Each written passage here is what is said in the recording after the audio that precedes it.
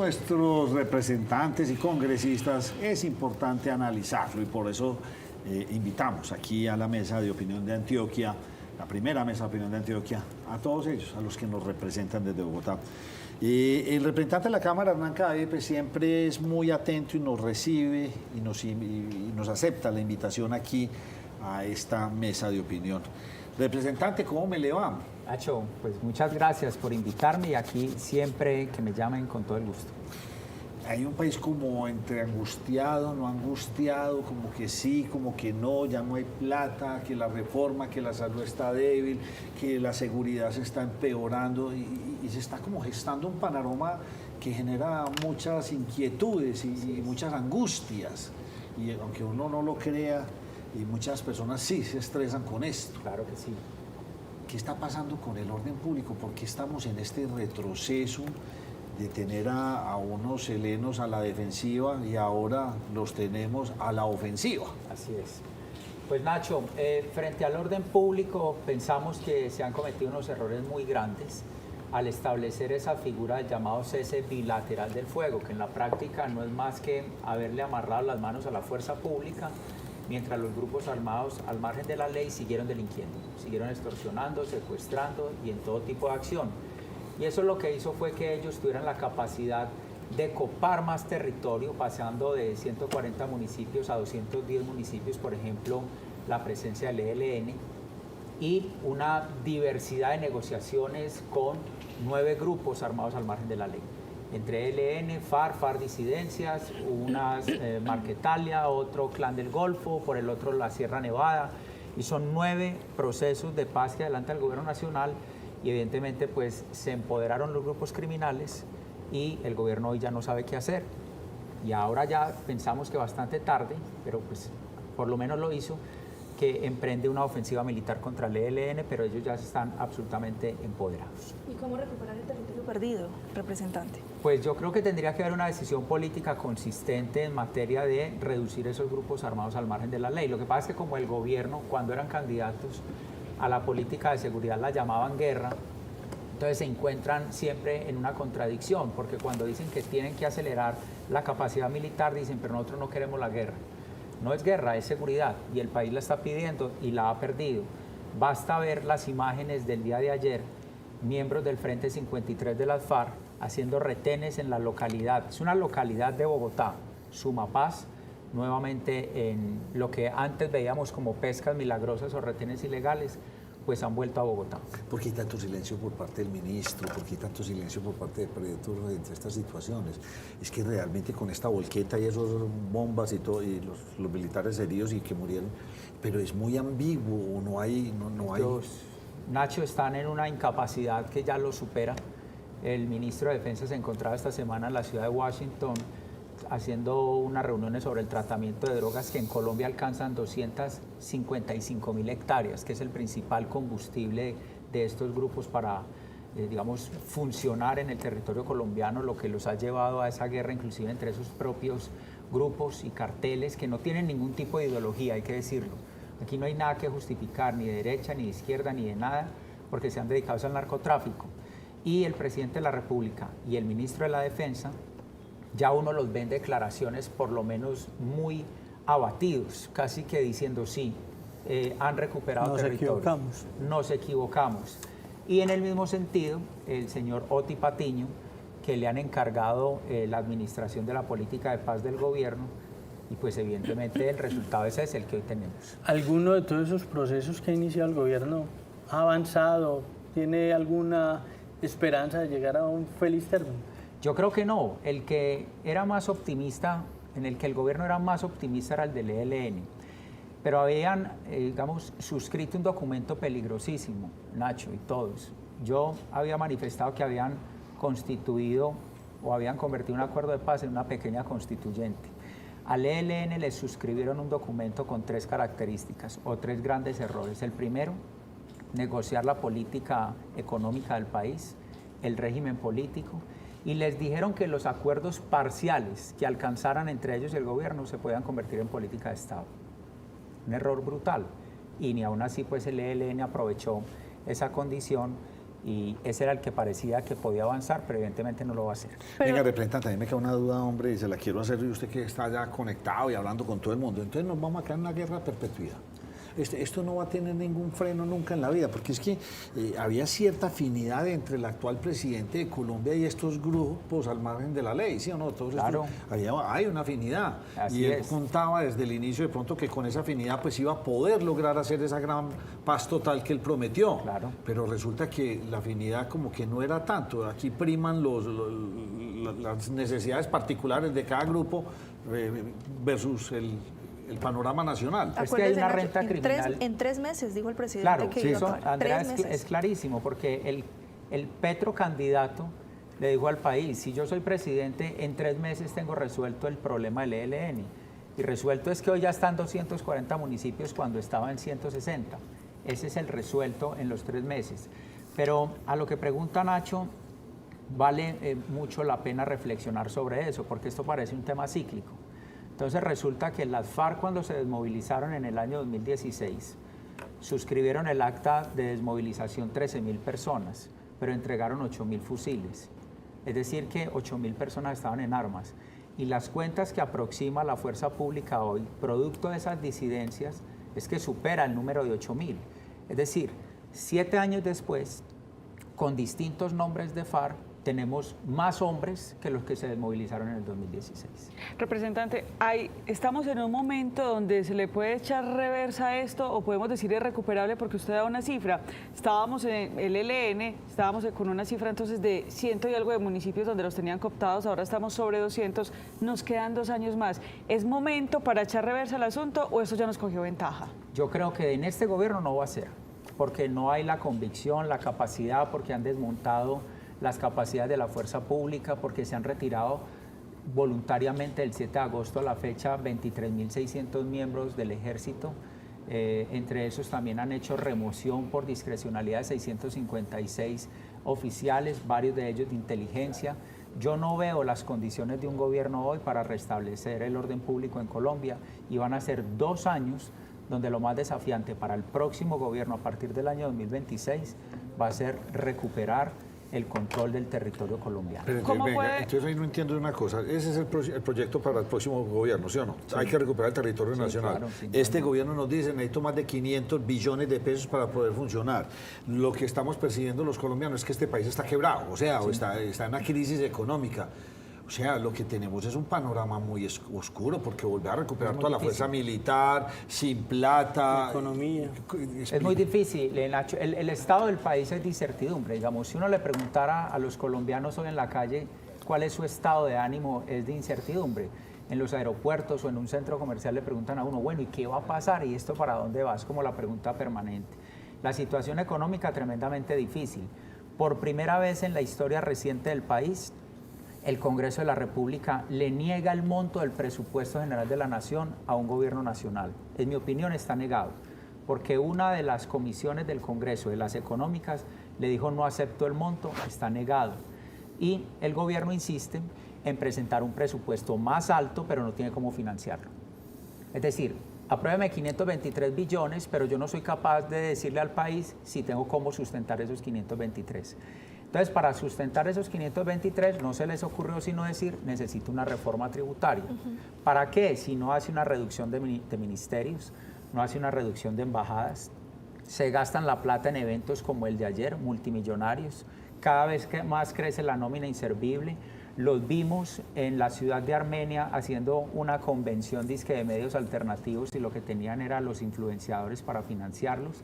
Pero lo que el país no puede aceptar y no entiende es que en una situación de crisis el gobierno gaste más y ahora decida decirle a los colombianos necesito otra reforma tributaria. Yo no sé cómo va a alcanzar en uno de los planteamientos de la reforma tributaria, por ejemplo, pasar la ganancia ocasional del 15 al 20%, por ejemplo. Sí. Representante, explíquenos algo, porque hemos escuchado muchas voces críticas y muy bien argumentadas sobre este gobierno, pero entonces, ¿cómo puede hacer el Congreso para apretar realmente el gobierno? Porque sacan los documentos, las cifras, los datos y uno dice, venga, es real. Pero, ¿cómo puede apretar entonces el Congreso lo que nos queda del gobierno? Yo me voy a destapar aquí. Yo creo que es bastante difícil apretar al gobierno mientras haya esa condición transaccional entre partidos tradicionales y gobierno nacional. Los partidos están tratando de fortalecerse para las elecciones del 2026 y aprobarán lo que les vayan planteando de alguna manera y no van a entrar en un escenario de control con algunas excepciones y por supuesto quienes hacemos parte de la oposición, pero esto se aprueba o se niega con mayorías. Uno quisiera pensar que personas que hacen parte de esos partidos no vayan a tener la insensibilidad de hacerle aprobar nuevos impuestos a los sectores productivos colombianos y a las personas naturales, como lo están haciendo. Que dejen de estar pensando solamente en la elección del 26, a ver si conciben y conectan en algún momento con la ciudadanía. Es la única manera. Representante, pero entonces, ¿qué va a pasar con el presupuesto? Porque todos estamos a la expectativa y los conceptos parecen estar divididos. Tenemos a un ministro que asegura, no, es que tiene que haber sido negado por las 4 comisiones. Mientras tenemos a otros congresistas que dicen, no, un momentico, con que lo niegue una, como sucede en los proyectos tradicionales de ley, se cae. ¿Qué va a pasar? ¿Y qué va a pasar acto seguido entonces con la ley de financiamiento? Porque esa ley de financiamiento sale, es por ese presupuesto. Al caerse el presupuesto, ¿no se caería la ley? Pues yo tengo esta tesis y creo que se ajusta más a los antecedentes. En mi opinión, el presupuesto se negó por parte del Congreso. Así el gobierno diga que no. ¿Qué alternativa le quedará al gobierno nacional? Decretarlo. La Constitución le permite eso al presidente de la República, expedirlo por decreto. El del año inmediatamente anterior, el mismo monto. Ahora, ¿qué pasaría con la ley de financiamiento? Que eso es un disfraz, es una reforma tributaria, es más impuestos. Pues se perdería la justificación o la necesidad de una nueva reforma tributaria que para quitarnos pues la venda de los ojos, aquí lo que están necesitando es caja, recursos para el año 2025, que es la víspera de la elección del 2026. Así que ahí es donde hay que tener mucho cuidado, porque quieren financiar por puro gasto público la política monetaria, la transferencia, el subsidio, etcétera, están sin plata, sin ejecución, mucha plata guardada en fiducias y ahora están diciendo, venga, necesito 12 billones de pesos más para gastármelos el 2025. Elecciones, marzo de 2025. Cayeron en cuenta de la equivocación, perdón Nacho, que cometieron el año anterior, porque el error viene desde el año anterior. Cuando le aprueban ese presupuesto de 502 billones, lo suben impresionantemente de 405 y estaba desfinanciado. Así es. O sea, ¿qué cambió que ahora sí no le aprobaron el presupuesto al gobierno? Pues yo quisiera pensar, digamos, de la mejor manera posible, y es que hay un criterio donde muchos no estarán dispuestos a decirle, no, oiga, no nos va a cargar ahora el peso de una reforma tributaria a los congresistas, también les van a cobrar en las regiones. Sin embargo, yo no veo tan consciente al gobierno en ese sentido, porque viene de un apretón de 25 billones del presente año y ahora tendrá un nuevo financiamiento. Mientras tanto, lo más preocupante, digamos, cuando uno sale de la discusión del Congreso, del presupuesto, es que hay que decirlo, hay personas, conozco personas, inclusive compañeros, gente del Congreso y no del Congreso, haciendo préstamos para la declaración de renta. Personas que no tienen hoy la capacidad, cuando les tocó las fechas de declaración de renta, los está llevando a endeudarse para declarar la renta. Y lo van a asfixiar con nuevo impuesto. Entonces alguien dice, no, es que ese impuesto es para otras personas. Cuidado, dentro de la reforma tributaria vienen 2 componentes de los denominados impuestos al carbono. Le suben al diésel y le suben a la gasolina. Solamente que lo disfrazan bien, pero traen una reforma tributaria. Antes ellos quemaban el país por 200 pesos. Venga, ahí me quiero quedar. Plan de financiamiento, ¿sí o no? Ley de financiamiento. Ley de financiamiento, listo. Casi incendian el país porque Duque sacó una. Así, claro. Y en este momento estamos haciendo lo mismo. Sí, y el por país no se supuesto. incendió. O sea, lo que está claro es que ese levantamiento sí fue patrocinado y pagado. Absolutamente. Entonces ahora me queda la duda. Entonces llegará un próximo gobierno, sea de izquierda o derecha, de centro, donde sea, y a esta gente no le gusta y vuelven a incendiar el país. Claro. O sea, es que es que casi que el presente no es crítico. Lo que yo critico es el futuro de este país. Nacho, ¿y sabe qué es lo más triste? Que han consultado al señor Bolívar frente al tema y él dice, no, es que tienen que entender que es que en ese momento estábamos en la oposición y por eso lo hacíamos. Sí, pero o sea, con un y se va a quedar en la folclorismo. oposición. Entonces lo que yo es, en el gobierno de Duque se hizo por esta misma ley de financiamiento. Se incendió el país. Claro. Ahora estos señores pretenden meterla y no se incendia el país. Uy. Nacho, hay una preocupación de cara al futuro, usted lo ha dicho bien. Este país lo han convertido en una política casi miliciana. Así Cuando es. quieren un resultado, mandan unos grupos de personas absolutamente radicales, violentos, peligrosos, como sucedió cuando querían que les eligieran la candidatura de la fiscal general de la Nación para tener fiscal general de la Nación. Ya se le eligieron, presidente, ya la tiene electa. Rodearon el Palacio de Justicia, que hasta los magistrados dijeron nos sentimos secuestrados. Ayer, después de maltramitar la reforma pensional y robarse el último debate en la Cámara de Representantes, saben que debería caer la reforma pensional en la Corte Constitucional, sacan a las personas a la Plaza de Bolívar a decir sí, venimos a presionar a la Corte Constitucional. Lo dijo el presidente de la CUT, de un sindicato de estos. Es decir, aquí lo que preocupa es cuando haya otro gobierno, entonces esta gente ¿qué va a hacer? A punta de milicia, amenaza, presión, van a hacer ingobernable a Colombia los próximos años. Es decir, si no gobiernan ellos, no dejan gobernar al resto. Y cuando gobiernan ellos, se dedican a agitar y a paralizar y a presionar. Entonces uno no sabe qué es lo que está Es que yo pensando insisto este modelo que plantean ellos. En un cuestionamiento que me hago frecuentemente, Bolívar lo salía a decir todo el día, nos están matando. Ah, sí, nos y están ahora no matando, nos están matando. nos están matando. Llevemos fuerza pública y secuestro y todo disparado y mucho asesinato en este país, ya no nos están matando. Ya no se Qué acuerdan de cosa los tan líderes, extraña. ya no se acuerdan de la cifra de los líderes. Ya no se habla de los líderes y los siguen Los líderes asesinando. sociales han matado más de 114 este año 2024. No. Sí. Y cualquiera que esté viéndonos en este momento puede hacer la verificación en el perfil o la página web de Indepaz, que es además una ONG de planteamiento más de izquierda de cualquier otra cosa. 114 líderes asesinados en 2014. ¿Dónde está la pancarta del nos están matando? No, ya Se no nos olvidó. existe. O sea, nos metieron en otro asunto bien Así es. complejo. Nacho, yo quisiera cambiar de tema, si usted me lo Yo permite. también lo iba a cambiar, pero cámbialo usted. Pero Nacho, si quiere antes de cambiar de tema, me Qué gustaría bueno que haya viéramos, muchos temas. que viéramos la última intervención que seleccionamos del presidente Gustavo Petro ayer, porque él allí está hablando de bajar la edad para pensionarse en es Colombia, popular. la polémica propuesta. Sí. Veamos lo que el presidente propone, porque de todas maneras, viniendo de una persona que es economista, cuando en la mayoría, prácticamente todo el mundo antes están subiendo la edad Pues mire, para ya China la pensionarse, subió obligado, China le tocó. él sale con una propuesta de estas, entonces uno dice, carajo, El populismo. ¿en qué está pensando el presidente? Es populismo puro, campaña, veamos la última intervención del presidente. Aquí comienza el primer día de una movilización general de la sociedad colombiana. Esto ya no es como en la alcaldía de Bogotá, que llenamos 6 veces la plaza, esta plaza misma. Yo allá en un balcón aquí a mi espalda. No, el desafío es mayor.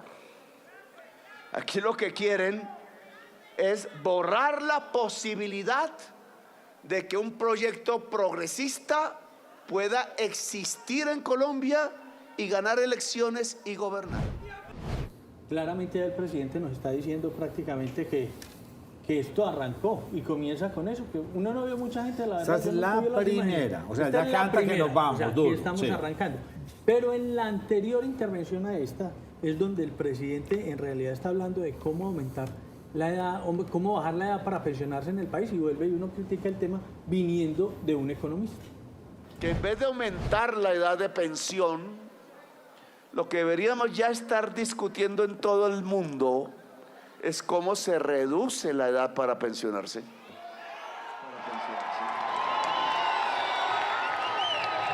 Esa porquería metida en la cabeza nos lleva a pensar que la vida del ser humano es trabajar, trabajar y trabajar. ¿Qué va? Se le dijo, qué equivocación tan garrafal. No porque seamos vagos, como dice la señora, que ahora me meten tutelas de desacato cada vez que digo la verdad. Vaga ella. Aquí lo que ha habido es un pueblo que trabaja. Y mire, Nacho, en esta intervención que la No, pero hacía en perdóneme, medio del... tal vez es el discurso, este pedazo que usted trae es el populismo más Sí, claro. ramplante que hay. Y- Populismo en su máxima expresión. Y en ese Vago, evento él claramente empieza a enfocar a los que van a ser sus opositores con Claro, mira a la la elección. cabal es una. Menciona a la Cabal, a Vargas Lleras, a Miguel Uribe, a Álvaro Uribe Y se me queda por... Ah, bueno, y tangencialmente a la periodista Vicky Dávila. Representantes, es discurso populista. No, absurdo, pero todo el mundo además- va en contravía y lo que usted dice, José, es muy válido. Es todo un economista que sabe que eso es imposible. En el mundo de hoy eso no es verdad. No, pero Nacho, además hay que decirle, venga, presidente, usted acaba de presentar una reforma pensional. Es por la que estaba presionando a la Corte Constitucional ayer. Entonces, ¿por qué no incorporó ese artículo en el proyecto si es lo que cree que hay que hacer? ¿Por qué lo dejó para un discurso de plaza pública y no lo incorporó en el proyecto? No. Mire, faltan 21 meses de gobierno. Eso para muchos puede parecer poco, para muchos nos puede parecer todavía un tiempo largo. Lo que hay que decir aquí es que es una persona que de principio a fin se dedicó a la agitación callejera y no al gobierno. No había radicado el texto en la primera ocasión de la reforma a la salud y ya estaba pidiendo una movilización. Los colombianos y en el Congreso dijimos, presidente, pero déjenos conocer la reforma a la salud antes de usted provocar o promover una movilización. Y calle, y grito, y arenga, y Uribe, y el ONU. A eso se han dedicado mientras el país pues sobrevive muy difícilmente y las regiones, sin duda alguna, lo de orden público, si uno va a la región Caribe, le van a decir que no le han resuelto el problema del precio de la tarifa de la energía eléctrica y en cada región del país hay un inconveniente. Esta semana escuchaba a un compañero en el Congreso de la República del Caquetá diciendo se va a la planta de leche que una empresa, una multinacional muy importante, asentada ya, dijo, me voy. Esos son los temas que estos nunca tocan. Nos vamos a quedar sin gas y teniendo reservas. Ahí frenaron esta que era a mar adentro, si no estoy mal, no sé cuál era. Chuba 2 en el Chuba, Magdalena. eso. La frenan completamente, le quitan la oportunidad de Ecopetrol con este negocio que iba a hacer en Estados Unidos de tener un respiro, pues va a la bancarrota, Ecopetrol al paso que va. ¿Qué vamos a hacer si no tenemos entonces autonomía energética? Sí, Nacho, ha habido un dilema del gobierno nacional o una falta de certeza sobre su decisión de hacer nuevas exploraciones de yacimientos en el país. Desde eso está el principio del gobierno a la fecha. Vamos a lo de Uchuva, que es lo que garantiza las reservas para el país los próximos 18 años.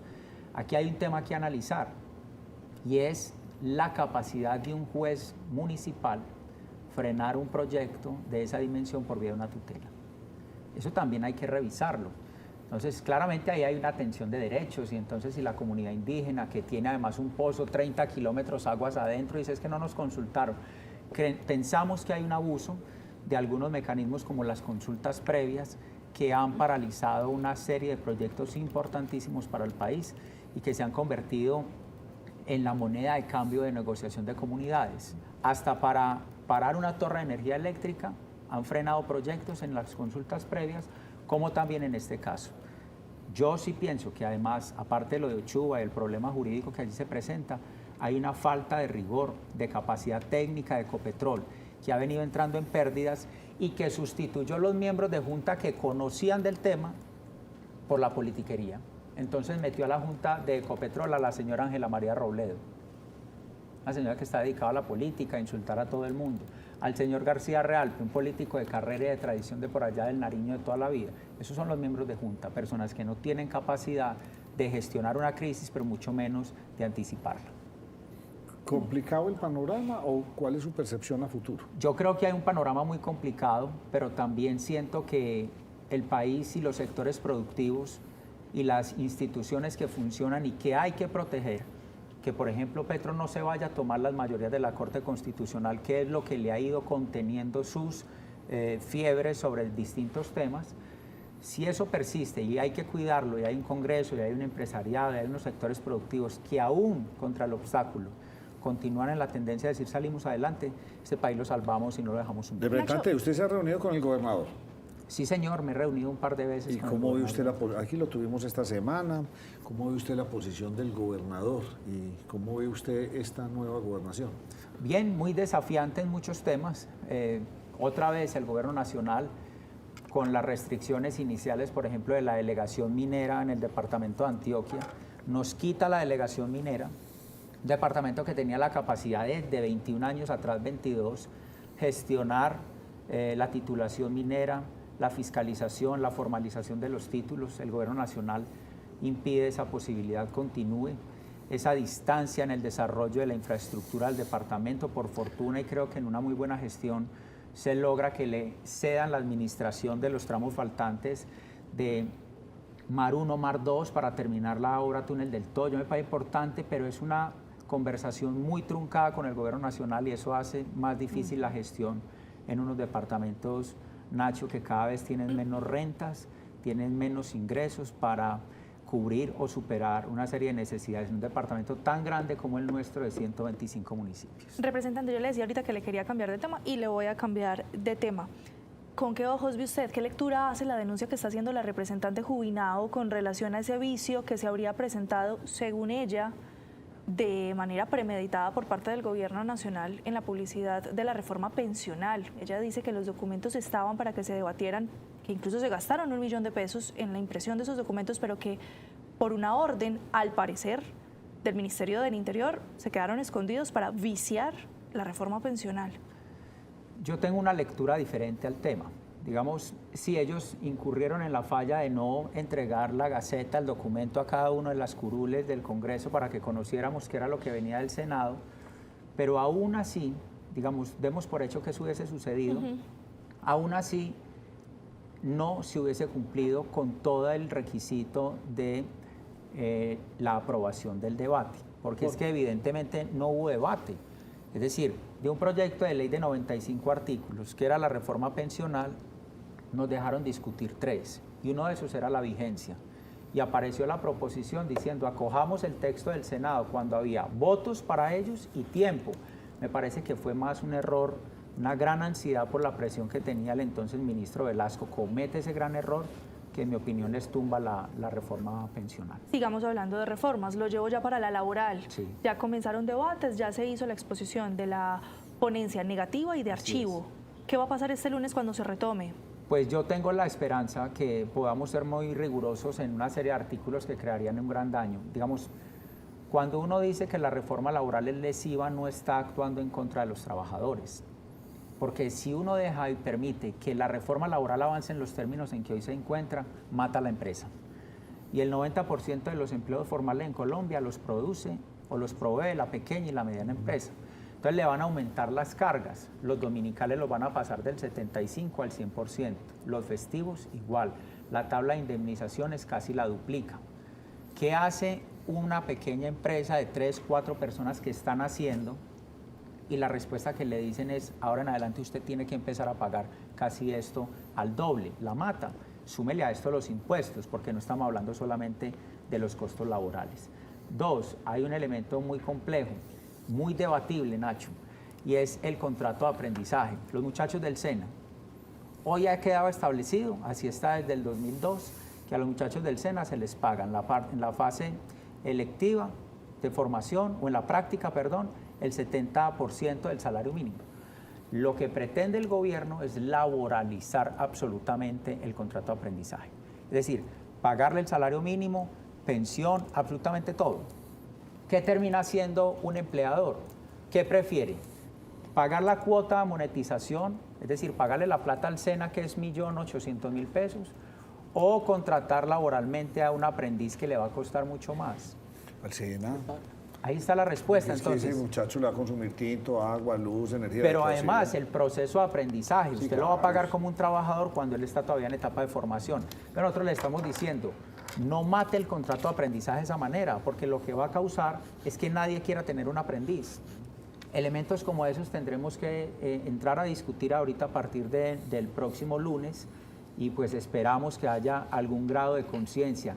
Muchos peligros también, por ejemplo, con los contratos agrícolas que están planteados en la reforma laboral. Es decir, allí más que una protección a los trabajadores, hay un pliego de algunas centrales obreras que inclusive no un partido político, no un opinador, no cualquier agitador ha dicho que la reforma eliminaría 450.000 empleos, lo dijo el Banco de la República en un estudio técnico.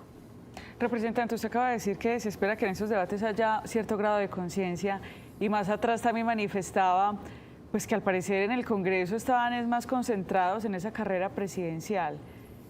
Total, claro, se necesita un cambio. Nos estamos o se están afanando esos que quieren esa carrera presidencial y se están desconcentrando de hacer ese control que realmente se requiere ahora argumentativo, con conciencia, para realmente frenar pues esto que está sucediendo en el país, que vemos que no tiene ni pies ni cabeza. Yo creo que es un llamado de atención. Yo creo que hay que estar más concentrados en la tarea precisa de las reformas y al final del día, pues lo que arroje los resultados del Congreso permitirá viabilizar cuál es una opción para el 2026, pero no podemos empezar, digamos, por el orden que no es de las cosas. E insisto que en ese afán presidencial, no solamente eso, sino también el afán de refrendación de las curules del Congreso. Aquí hay unos sectores en el país, pero también los hay en el departamento de Antioquia, por supuesto, que se han dedicado simplemente a refrendar sus curules sin importar el gobierno que sea, porque ahí está su sustento político. Entonces no les importa nada más sino cómo me afianzo para la próxima elección. Y si no hay país o no hay país, pues no me importa tanto, pero que yo tenga curul y ese no puede ser el pensamiento. Usted me decía hace un rato que hablábamos, usted me decía, Petro no está pensando en quedarse. ¿Quién es el candidato o la candidata del pacto histórico o de Petro para su reemplazo? Yo creo que ellos todavía no tienen la claridad sobre quién incorporaría esa sucesión.